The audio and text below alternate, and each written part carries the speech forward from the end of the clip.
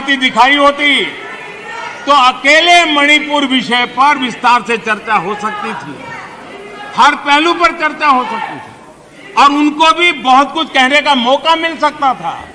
लेकिन उनको चर्चा में रस नहीं था। और कल अमित भाई ने विस्तार से इस विषय की चीजें जब रखी तो देश को भी आश्चर्य हुआ है कि लोग इतना झूठ फैला सकते हैं, ऐसे ऐसे पाप करके गए हैं लोग। और उन्होंने आज जब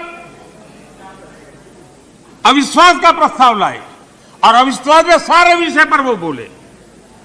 तो ट्रेजरी बेंच का भी दायित्व बनता है कि देश के विश्वास को प्रकट करें, देश के विश्वास को नई ताकत दें, देश के प्रति अविश्वास करने वालों के लिए करारा जवाब दें, ये हमारा भी दायित्व बनता है। हमने कहा था अकेले मणिपुर के लिए आओ चर्चा करो, गृह मंत्री जी ने चिट्ठी लिख करके कहा था, उनके विभाग से जुड़ा विषय था, लेकिन साहस नहीं था, इरादा नहीं था और पेट में पाप था, दर्द पेट में हो रहा था और फोड़ रहे थे सर, इसका ये परिणाम था। आदरणीय अध्यक्ष जी, मणिपुर की स्थिति पर देश के गृह मंत्री श्रीमान अमित शाह ने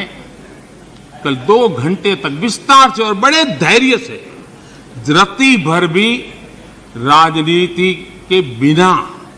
सारे विषय को विस्तार से समझाया,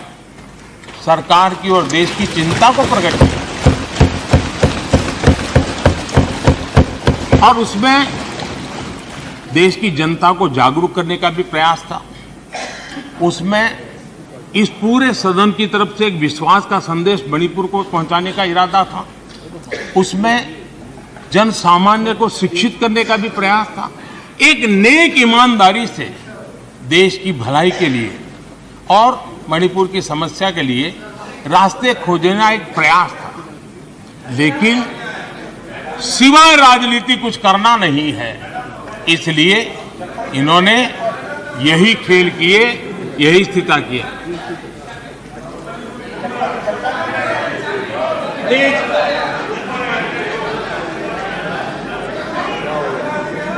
आदरणीय अध्यक्ष महोदय,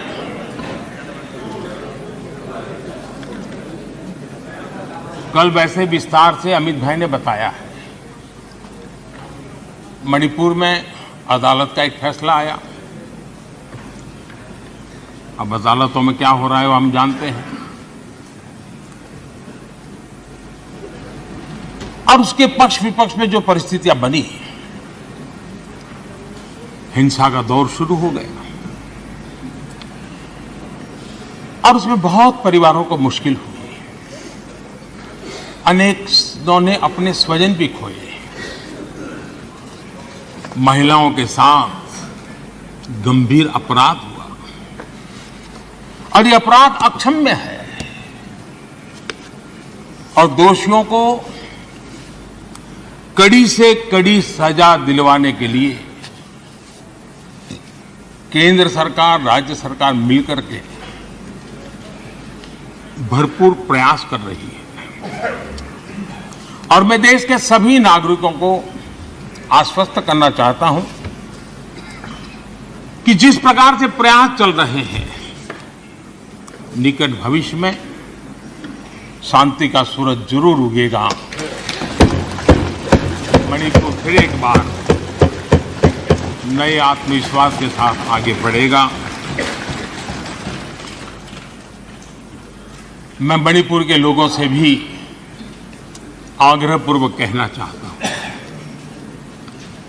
वहां की माताओं, बहनों, बेटियों से कहना चाहता हूं,